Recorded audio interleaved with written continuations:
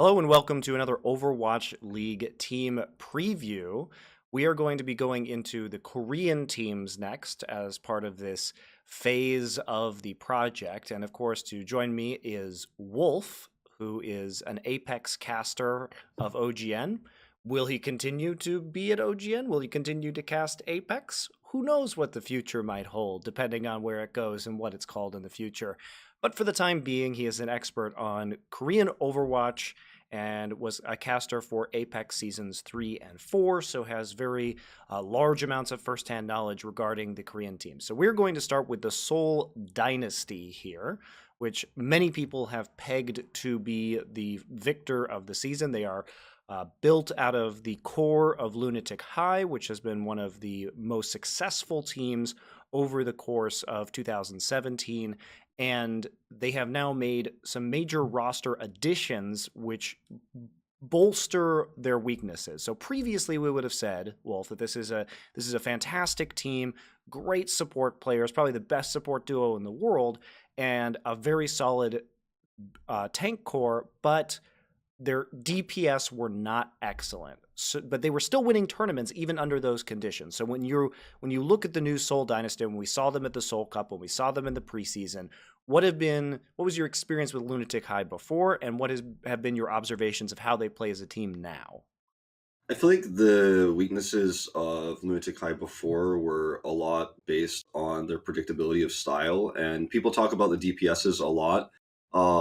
And I think that Eska was definitely one of the weak links of the team. And we can't say for sure this is actually true or not, but if you look at the events that have occurred, it may have been that Eska just decided that he wanted to move into a different game, right? He's obviously moved into doing battlegrounds and stuff. Maybe that was the path he wanted to take, but he looked really weak, especially in the last season of Apex.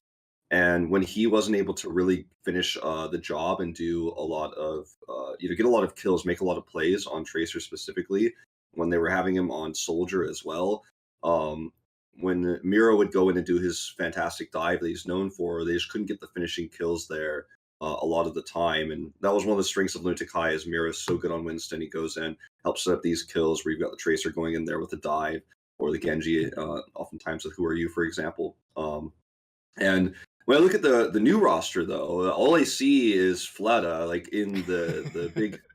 He's always front and center. If you watch, the Dynasty VODs from preseason, you'll see a lot of the time the camera's on Fleta because his soldier is fantastic. For example, I really am very impressed with this soldier. And you could see why this player was picked up, taken out of Flash Lux, which he was far and above, like probably 10 times better than the rest of his teammates on Flash Lux, stayed with the team for nearly forever until he was picked up by Dynasty, then Lunatic-Hai. Like he was technically a Lunatic-Hai player for like 2 seconds, and then Lunatic-Hai, of course, became Seoul Dynasty. But he's a great DPS player, is really what they needed. But Bunny, who was also on Lunatic-Hai's second team for a while, is another big shining star that I see that really fills the role that Eska could not. And I think that his playmaking ability in terms of sniping backline supports, just getting picks in general, his movement is really intelligent. Yeah, so we're going to talk more specifically about each of the players now. So just important to know that this was already a team. Why this team is so hyped up coming in, if you're new to Overwatch League, is that they were already a championship caliber team in 2017, and they got such huge upgrades at their position of weakness in the DPS role that's why people are saying, holy shit, like this team is going to be amazing coming into the Overwatch League, and many people have them pegged as the champions for the first season of competition. So let's start by talking about the old Lunatic-Hai roster and who remains after this team has become the Seoul Dynasty. So we can talk about let's talk about the player that everybody probably knows if you've been watching Overwatch for the past couple of years, which is a player named Ryu Jae-hong, who is an unlikely star as a flex support player, but is insanely good at Ana. He is, I think, undoubtedly the best Ana player in the world. He's a very talented Zenyatta player as well. But this guy is, when we talk about support players, there are a lot of good flex supports, obviously, in the league. But the difference between Jae Hong and like the next best flex support is probably like the largest gap in terms of like the number one player to the number two player in the league, in my opinion. So this guy's been Yeah, an absolute monster for a long time. What are your thoughts on Jae Hong? I mean, I think Jae Hong is considered by many to be one of the best players in the world, if not the best player in the world. And it says a lot about his play because most people look towards DPS players as being the star players, right, and the best players in the world. But Jeong has made such a name on his Ana specifically, as Zenyatta as well, that many say he's actually just like his skill ceiling hasn't even been reached yet. He's so good. His accuracy on his sleep darts was what made him famous back in season two. If you go watch the season two finals of Apex, how many Hmm. times he was able to sleep Hawksall on Dragon Blades, for example. Um, I think Jaehong is also one of those picture perfect examples of people who are sad about the Mercy meta because you just can't see those amazing plays when you're not seeing as much Ana in the current meta. And actually, it's been Toby who's been playing the Ana quite a bit, and he's done pretty well for himself. But yeah, Jaehong, I think, is a player that even if he's playing the Mercy, will make incredible plays. He's someone that you will see throughout this season be one of the ones that all the commentators are talking about because he's just so fantastic. His accuracy is so good. His positioning as well, very fantastic, and he'll be one of the players one of the support players who will aggressively position himself in order to do extra damage as well. It's not just about the healing. His biotic grenade accuracy as well, very powerful. So I'd say look out for this guy if the meta changes as well. If there are more changes, more perhaps damage buffs to Ana, or maybe a rework to Mercy, I think that that's going to be a huge. It's going to make a huge impact on this team if Ana becomes more of a staple hero, and probably Toby will move back to potentially Lucio and things like that. So definitely look out for this guy.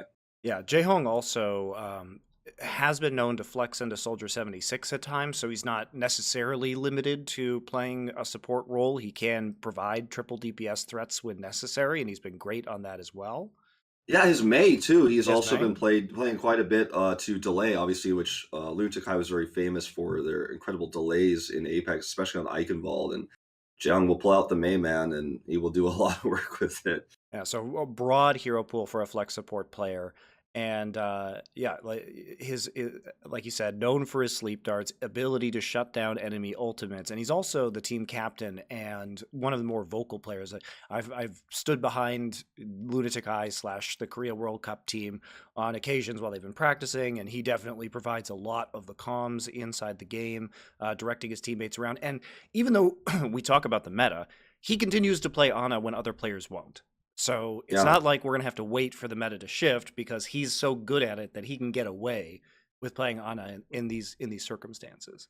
that's true. And I was there at the Seoul Dynasty kind of goodbye party that was thrown, and that was when he was announced officially as captain. They actually did a ceremony for him where they brought a flag out, the Seoul Dynasty flag, and I suppose that might become a tradition of Seoul Dynasty. It was kind of like the captain carries the flag sort of thing. And even for the fans, there was thousands of fans at this event. I think everyone respects Jaehyung as he is the captain. He's one of the oldest players on the team, if not the oldest. And he's just kind of a lot of the fans in Korea is kind of this mentality of okay, these are the cute boys, right? These guys are really good at the game, but like they're really young, and fans want to take selfies with them and stuff. But every fan respects Jaehyung as like he's the older guy, he's the young. This guy is the captain, right? And I think that that's very true and very important that you mentioned that because he's definitely the leader of the team, and a lot of decisions that are made on a game to game basis are his. And so his partner in the support line is Toby. And Toby has been known as one of the best Lucios, arguably the best Lucio in the world. Incredible use of his boop in order to secure kills. Very, very good at stalling out objectives with the wall ride. And just all around spectacular player. Has a great mind for positioning and punishing enemy positioning with that Lucio. So he's always been a pleasure to watch, and he hasn't done as well as we saw in the preseason, bringing up the Mercy, but as you said, sometimes also pulling out the Ana himself. So there's been a lot of movement in terms of hero selection in the Soul support line, at least from what we saw in a couple games of the preseason. Yeah, I think Toby's Lucio is I mean, he was Lucio was like a role in itself for a really long time, right? Because you had your off support, then you had Lucio. Basically, he was always the main support for so long in Overwatch in the meta. So, and people in Korea didn't even say he was like the main support. People just said he was the Lucio player. And because that was a role Oh, in absolutely. Overwatch for so long, because he was just such a staple. But his Lucio is fantastic. My favorite Apex memory, I think, perhaps of all time for Lucio players, was when Toby was actually able to kill Hoxall, who solo Dragon Bladed to kill him, Oh, that was and amazing. That was absolutely and incredible. I was casting that and just blown away. It happened off screen because a lot of other stuff was happening. But I was watching the kill feed, thinking like, you know what? I think he just might kill him actually, and he did. And Toby was also famous for saying the counter to Dragon Blade is Lucio because he's so good at maneuvering around it, using the boops to knock the Genji player kind of out of line with his dashes and things like that. Sure, you So can prevent resets too that way, which is really helpful during the Dragon Blade. So yeah, I mean, he's just such a fantastic Lucio. I think he will struggle in this meta a little bit, as he was, and people use this term incorrectly. People say he was a one trick player, something like, I only played Lucio. That's not true. That was a role specifically that he was trained for, right? And every other Um, player on every other team was also doing the same thing. Every other exactly main right. support player. And I think he's going to do fine, and he's looked okay on the Mercy. He's looked okay on the Ana. But I think as he grows into this new, more expanded support role, he will do fine because he has to. Because Soul doesn't really have another replacement main support. This is always going to be his role, and I think he will eventually fit into it because Soul just has like the best coaching lineup you could ever ask for. So I think they'll be able to help him adjust with that. So we also have Miro. So we'll move into the tanks. Miro, a longtime Seoul Dynasty player. He was of course, the MVP of the Overwatch World Cup for Team Korea in 2016. So a lot of people got to know his Winston play. Even though we could make an argument that he's not currently the best Winston, he is the player who brought Winston play into the meta. So before Miro really figured out that hero, nobody was really playing as much Winston as Lunatic-Hai was. So he's sort of responsible for a lot of the overwhelming amount of Winston play that we see these days. But way back in a year ago or so. So this guy has shown if the many incredible Winston plays that you've seen, killing people off the map and jumping back with his Primal Rage, knowing timings very well as to when he can double jump with the Primal Rage, jump back and forth off the map, depending on the timing of the cooldown of that ability.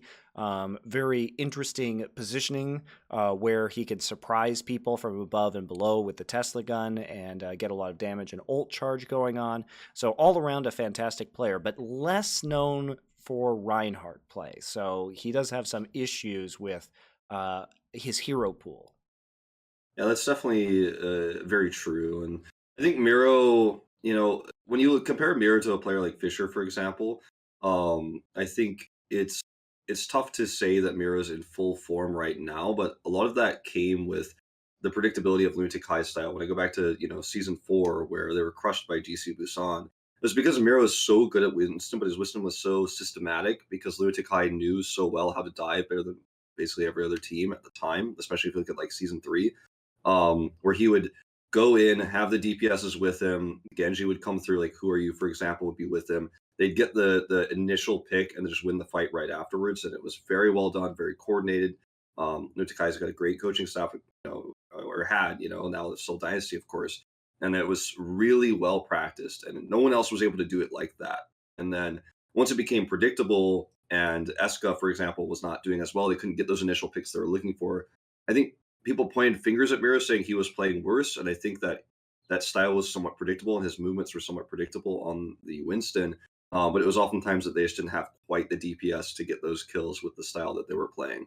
Um, I think also we have to go back to Jaehong as well when we talk about how good Miro's Winston is, because Jaehong empowers that, right, with his amazing heals and his accuracy on the Ana. And obviously Winston's a big target, but knowing when to focus all your healing on the Winston is really important. And I think Jaehong and Miro really have that figured out quite well.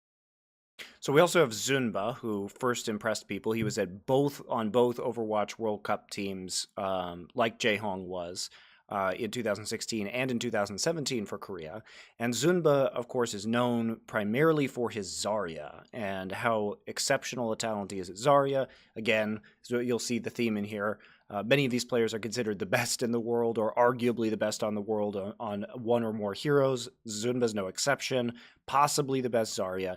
He is a pretty good diva, but not necessarily, we wouldn't necessarily have him as a the best diva or maybe even a top 3 diva. So this is a player who also may have some issues in the current meta, but is certainly by no means a slouch and can still fill that role if needed. Yeah. I think everyone said Zumba was like one of the best divas ever. People kept saying that for a long time during Apex. I think until he was really challenged by other diva players like Choi Bin and Void, for example. And people saw that the playstyle of Zumba's diva was perhaps a little bit too aggressive, not as protecting as some of the other diva players we saw in Apex, for example. But I think that his diva is fantastic. It's, as you say, not even necessarily top 3, but um, I think sometimes people forget that, especially with teams like the Korean teams and Seoul specifically, it's not always about the individual players necessarily, but it's about how they play together. And I think Zumba is really coordinated with how he uses defense matrices, for example. And he's also one of those players that will usually almost never use a self destruct to try to initiate a fight, but will only use it to remech so he can protect his teammates. Or obviously, there's some exceptions, right? If you're trying to get a secure the last tick of a control point or something like that, you might use it to push everyone away. But he's never going to like launch it forward to try to set up a triple kill or something like that. That's not really his style. Um, I think he's a very good diva player. Zarya is coming back into the meta quite substantially. Obviously not he's not the staple hero necessarily yet, but I think the fact that he can play such a good Zarya is really important. And because Overwatch League is a long season and changes definitely will happen, you have to imagine to the meta and with patches and things like that. I think the fact that he can play such an amazing Zarya is a huge boon for the team. So let's talk about the last remaining member of Lunatic-Hai, who is actually the MVP for the Apex Season 3, which Lunatic-Hai won. And it was a player we did not see in the preseason because he was not 18 yet, and that's Guido. So this is a player that was picked up. He's a DPS main, played Tracer, Genji for this roster, had an exceptional Season 3 finals. But even with Guido, it didn't seem like he's quite enough to push them over the top into super dominant status, right? Yeah, I think Guido is really an interesting case because I feel like he's a very emotional player. And if he's in a good state of mind, he will make incredible plays. But if he's not, it seems like he's definitely had some frustrating moments when he first came onto the scene and was playing the Genji. He definitely had some moments in Apex Season 3 where we're calling him out, saying, "Oh, this guy's not very good. I don't know if this guy should be playing the Genji.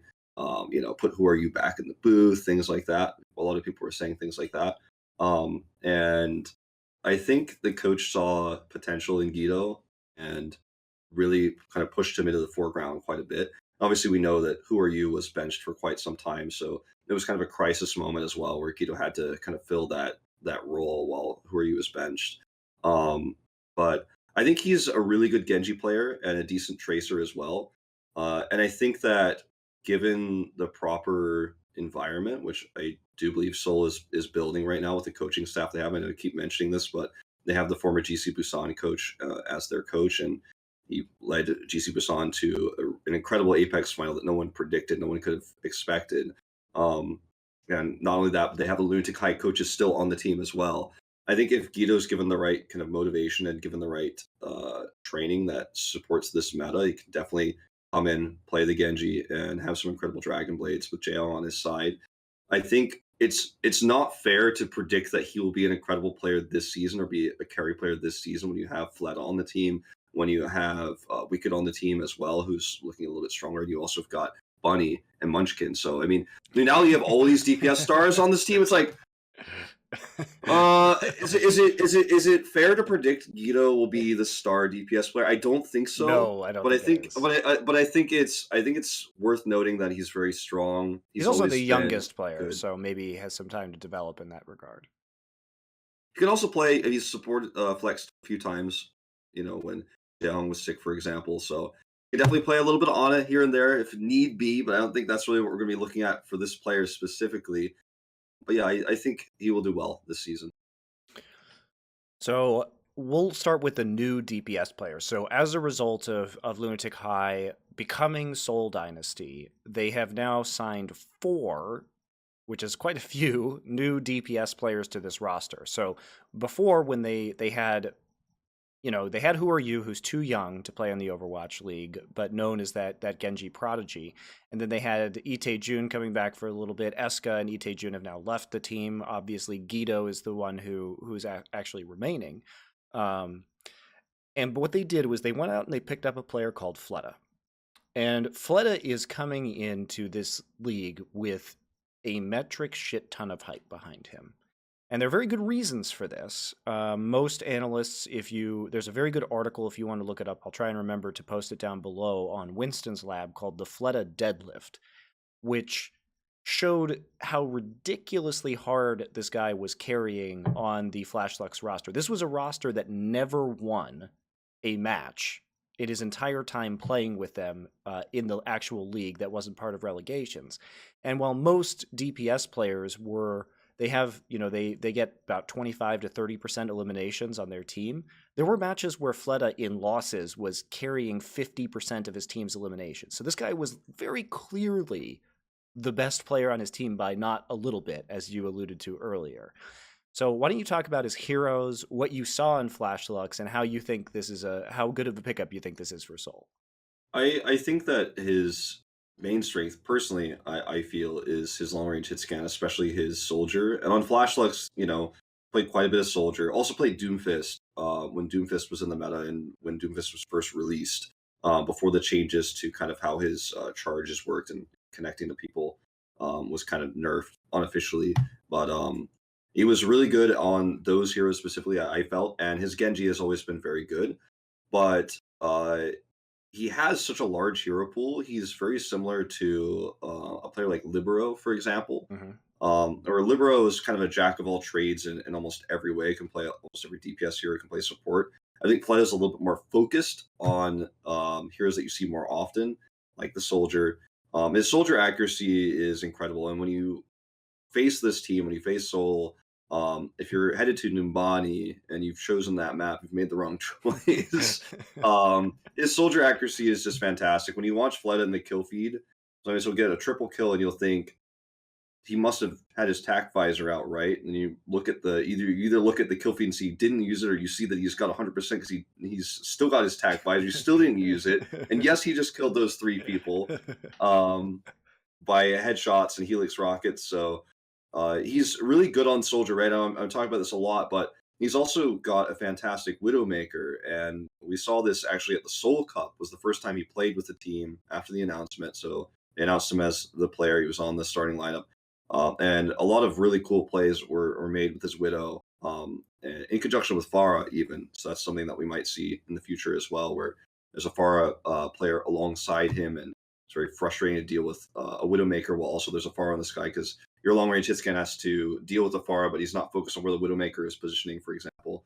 Um, his Genji is very good, but I wouldn't say that he's necessarily the best Genji in the world or anything like that. I wouldn't go that far, and I think a lot of people hype his Genji, but I think it's like an 8 out of 10. Okay, and because there's nothing below a 7 for this team, anyways. But uh, Well, it is 8 out of 10 Genji, coupled with his huge hero pool and his versatility is really what's yeah, scary. and also his Farah too. I mean, his Farah, he will play it from time to time, and it's very powerful. He's very known for it, and I think that's where he kind of made a splash onto the scene for Flashlux. But you compare his time on Flashlux versus now, it's like he feels like a beast unchained. And as you were saying, 50% or more eliminations when he was playing losing games on Flashlux. Now he has supports that can heal him properly. He's got Miro as his tank, so He's not under duress nonstop like he was on Flashlight. So all he has to do is aim and kill people, and that is exactly what he Well, does. similarly, the teammates that he's playing with are not under duress nonstop because no one was seriously threatened by many of the Lunatic-Hai DPS players before. So we saw the tanks and the supports get a lot of focus. So now it's a lot harder to choose where you're going to attack them because they're dangerous in more ways. Yeah. I think Fleta is going to be the DPS that's always there. I don't think he'll be subbed very often. Yeah, I think he's going to be pretty much a permanent fixture for this team going to this first season. I think it's probably a reasonable bet. So we saw a lot of Wikid in the preseason, a lot of really good Pharah play from him actually, and he is a player that came from LW Red, a team that didn't actually get into Apex until season 4. They were sort of stuck in the lower tier of competition, but when they did, actually made it up all the way into like fifth, sixth place, so top six. So what was your experience of casting Wakid there in season 4? What are his strengths? Well, he played a lot of Doomfist, which again not as relevant anymore, but his Doomfist was really good. He had some stand-up moments on the Pharah. You mentioned preseason as well. Um, Looked at and thought to myself, kind of as this player is this player is good, but I feel like he hasn't quite reached his potential, if that makes sense. And um, when I talked to other Apex casters about Wicked, we talked about, like, is he good? It was a discussion we had often off cast. Is Like, is Wakid he good? good? Like, is he good? And we'd be like, I think he's good, but it was tough to say. And I think by the end of the season, the answer was, yeah, he's quite good. But I feel like the frustration for LW Red is there was a lot of hype behind them. Finally got in, finally got to Apex Season 4, and they did decently well, but they didn't really pop off like everyone expected. And I think that one of the reasons why is because LW Red, in my opinion, didn't have a big star player that season. There was not a standout player where you were like, Mm, oh my God, look at this player, right? It was not the Prophet from GC sure, Busan yeah. or the Who Are You, right?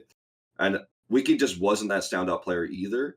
And moving into preseason, he had some good moments. He was used quite a bit. My impression is, again, this is a thing that happens in Korean esports all the time. As a player that's decent, the coach sees potential in them, picks them up, and tries to kind of foster the growth of that talent they see. And I think that's the case here with Wikid. And I think he's going to be definitely brushed under the rug for a while by most fans and most analysts. People will say like, yeah, he's okay, but he only subs in sometimes. Maybe he's only subbed in for the far or whatever the coach is thinking. But I do think that there will be a moment this season where he suddenly is really good, and people will be like, you know what, like, we didn't really notice how good Wikid was. Like I feel like if as long as he lives up to that potential that I'm talking about, then I think that there will be that moment where people are like, actually he was really great all along. Did we not notice? Something like that. So to keep with the theme of Lunatic-Hai recruiting these DPS players out of lower ranked Korean teams for the most part, we have two Tracer players. So we've got one named Bunny who played on a team called BK Stars, and we have another one named Munchkin who played on a team called RG Titan, Rhinos Gaming Titan. And Lunatic-Hai, interestingly, tried to pick up Munchkin earlier in 2017, but there was a huge community drama regarding his behavior, right? And that prevented them from signing him.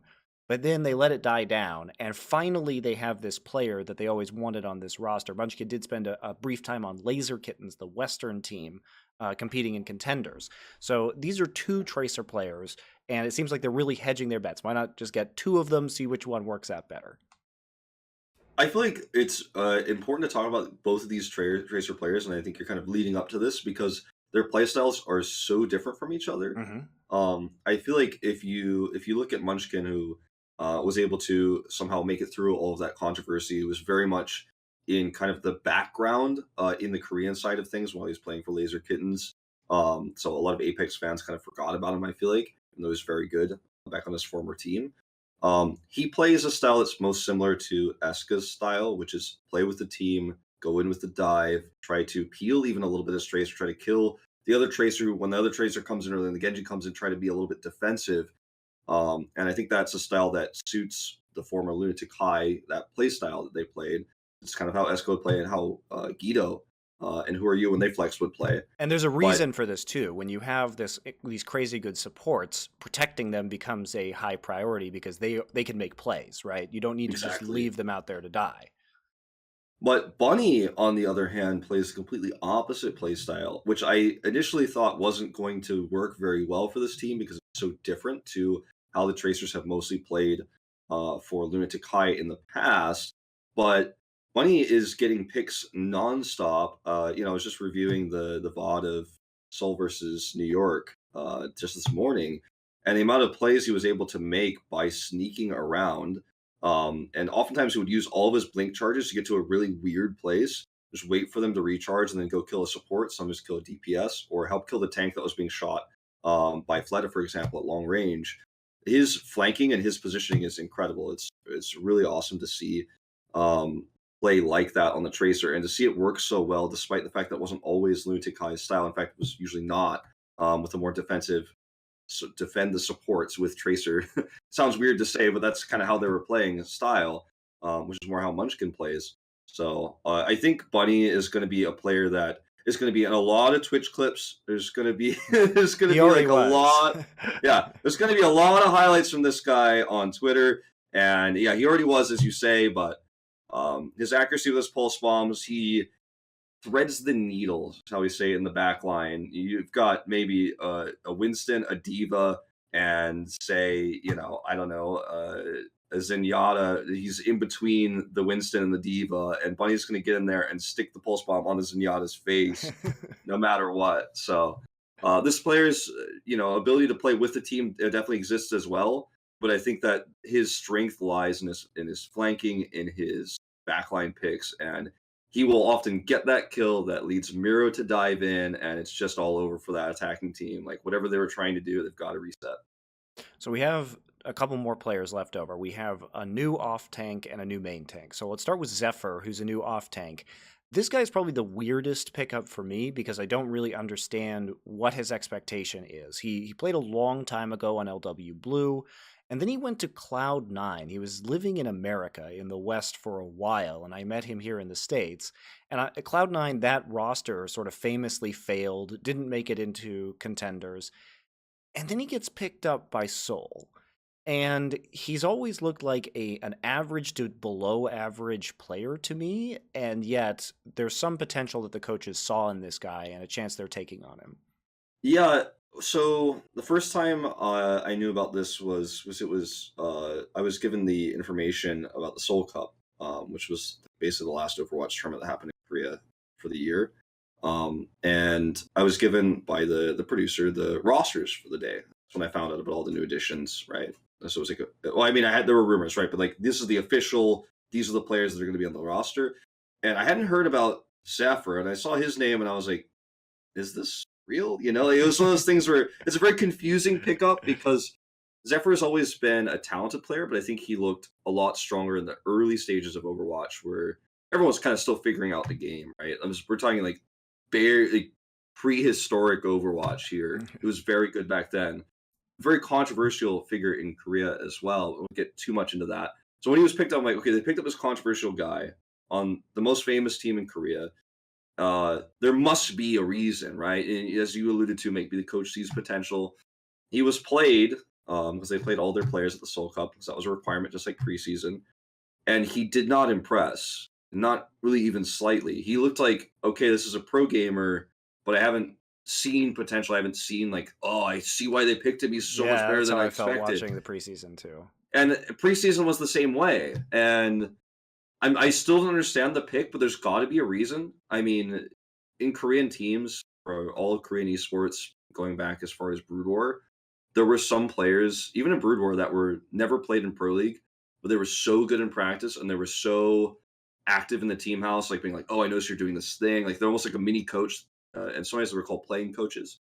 Maybe that's it. I'm really stretching here, but maybe in the team house, like he's great in practice. Maybe he's able to give a lot of tips. Maybe he's the guy who gets the most out of practice and helps the coach like VOD review and stuff like that when they do scrims. There's got to be a reason, but from what I've seen so far, I'm not sure we're going to see that this season. I think he might spend most of his time this season on the bench because he just doesn't live up to Zumba. We didn't even say Zumba was the best diva player ever, and definitely not even top 3 in Overwatch League. But I think Zephyr might Well, be on the bench for most of the season. that's the thing, because if you think about them getting a player like Void that would be a diva upgrade, you're like, okay, well now I understand what they're doing. But this one, I don't really get it. We'll wait and see. Perhaps he's going to show some new and better play once we get into the regular season. I'm curious to see what they do with him though. And that leads us to Kuki, who I actually really like as a pickup for this roster. Another player that people might not know about because he played on a more minor team. He played on MVP Space. And MVP Space was a team that was maybe the worst team in Apex Season 1. But they actually, like many MVP teams do, they actually started to do better and better and better the longer Overwatch went on. And for me, he was one of the standout players of this roster, and he actually showed some pretty decent play in the preseason. I feel like Kuki is a really interesting pickup because his Reinhardt is quite good, and it feels like maybe he becomes the Reinhardt flex when Right. Reinhardt becomes a little bit more meta. I mean, he's still played occasionally right now, and it feels like if Reinhardt's played like right now, like 8% of games, it feels like it's wow, like Reinhardt's really coming back. But I mean, the Reinhardt can be played. We've seen him played quite a bit recently, more than for example, when Apex was going, never played ever, minus this weird meta that the Apex casters out here called the Phalanx meta, where we have like Zarya, Reinhardt, even Hanzo sometimes played. But yeah, I think he's a good Reinhardt. His Winston is solid. It's not as good as Miros, but he offers, I think, a different approach. He's a little bit more conservative Winston player, plays a little bit more defensively, and I think that is extra depth for the team. He's also very good at English, and I think that's a cool factor, right? Because this is important. Okay, he's been doing his interviews in English. It's been great. Yeah, and I think this is an important factor. I'm not just talking about how like he's going to get Western fans getting to speak English, which is important for marketing and things like that. But in terms of the team itself, sure they have no doubt a bunch of translators on site, and the Seoul staff is huge. I've met with a lot of them. I've met the staff they use to kind of communicate with Western fans and stuff like that on Twitter. I did a little bit of tweeting for them actually for their goodbye things, so the Western fans could get some English tweets out there. But it's important to have a player who can speak English, because when you live in a foreign country and you want to, say you're off, like it's the weekend or something, and you're not, have a match coming up for a week or so, and you want to go out and chill, you want to go to McDonald's or something, or you want to go to a restaurant and experience America, it's cool to be like, "Oh, Kuki, can you like help make this happen?" I'm a little bit nervous about, especially with some of these young players like Guido, for example. It's like it's important to have that player on a team that's living in a foreign country who can not just be like a manager, but actually be like one of the bros who can help communicate in English so that everyone can live and experience the culture of America in this case for the team, because that's going to keep the morale higher. That's going to keep these players feeling like, oh no, I'm not trapped here. I gotta like stay in the team house, and I'm too nervous to go out. Right, having someone who's got a very outgoing personality like Kuki has as well. I think that's an underrated factor of this player. That's pretty decent Winston and a very good Reinhardt. He's also an older player. He's 26, so he's definitely on the older end of the spectrum. So serving both as the English speaker and sort of the leader in that English-speaking regard, I think, can be valuable. So you alluded to the coaching staff earlier, and one of the biggest the pickups from the coaching perspective was the coach of GC Busan, who obviously led a team on a royal road from nothing into league champions, including beating Lunatic-Hai twice. So his addition to Always Uv, who is the traditional coach of Seoul. So they have Beck, Always Uv, Hokuri, and Nugget now are their 4 coaches. And I think we can say this is probably the strongest coaching staff in Overwatch League, because they're like, these coaches have won multiple championships, like each of them has won like at least one. So it's pretty impressive. It's by far and above the best coaching staff. And I think that this is, when you look at the Seoul lineup, a lot of people said, well, Spitfire will be better because they have GC Busan one more recently. But when you look at the coaching lineup, it was always strong. Always Uv was always a good coach. Was always, there were always posts of Always Uv translated by like TIS Robin on Reddit, right? Where it's like, look at what he said, and this is what he noticed, and everyone's like, damn, he's smart, and he was always very intelligent and would occasionally, share his thoughts while streaming. But now you've also got the mind of the GC Busan coach, who the Royal Roading, as you mentioned. Um, I think the really cool thing is, it sounds a little bit ironic, but the cool thing about the pickup for the GC Busan coach is he was able to find at the time, Lunatic-Hai's weaknesses, defeat them twice, both times a 3-0, if I'm not mistaken. So a 6-0 over this team that was considered the best team in the world. Now he's coaching them, so he can say, "These are the things I noticed. These were the That's weaknesses. fantastic, actually. Let's fix those things." So he can find. He's already found their weaknesses, then use them to defeat them. And now that he's on their team, he can say, "Look, by the way, I noticed you're doing this. That's how we beat you. And like, let's work to improve this." So I think that's a really cool way to look at the power shift from DC Busan and now away from London Spitfire into this team. And one of the reasons why, even though they looked weak in season 4 of Apex, Lunatic-Hai did, that's why I rate this team to win this season, is because they've got solid talent, but they have the coaching staff to back it up. And I Well, can't imagine a world where this team does not win the inaugural season. I just cannot imagine that. I mean, they objectively massively upgraded at DPS, and they objectively upgraded at coaching, and they didn't downgrade it anyway, and they were already a title contender and won a couple titles in 2017. So, I mean, this roster is clearly quite scary. So, as you say, it's a nice transition. You're pinning this team number one, lifting the trophy at the end of the first season of Overwatch League. I can't imagine it any other way. Will they drop maps? Sure, but like, those are going to be the days. Like, this team is going to be the team where if a Western team takes a map, everyone's going to be like, watch that VOD. You know, they're like, oh my god, they took a team off Seoul, so therefore they're getting better. That it's going to be kind of the benchmark, right? And I really do think this team is going to impress a lot of people. I think there are going to be moments where they look a little bit shaky while they're trying to figure out Toby's role, for example. And the DPS role, I think too. They've got 5 DPS players, so figuring out how they're going to use all of them might take a little bit. Yeah, I think there will definitely be some shaky moments. There'll be some experimentation as well.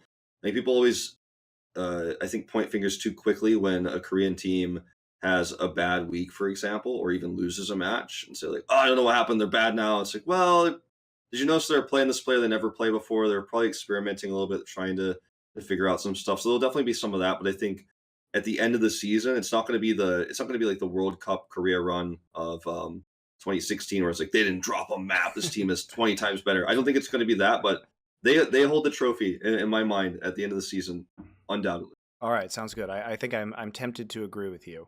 So that's going to wrap up this Overwatch League team preview. Again, joining me has been Wolf, and we'll be doing all of the Korean teams together, so be sure to look out for those.